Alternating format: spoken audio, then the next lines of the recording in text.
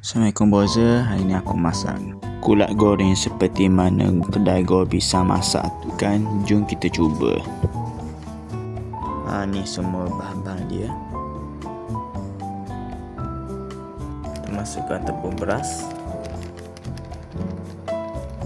sedikit kunyit debu, sedikit air kapur makan, sedikit garam, sedikit gula.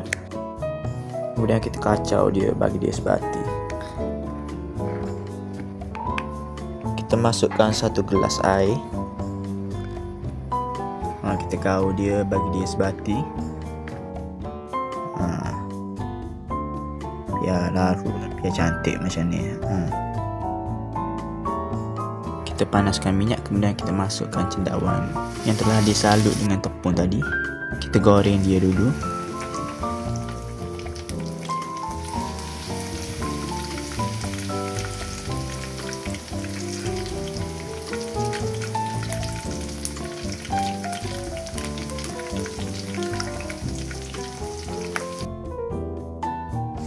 Dah siap seketul.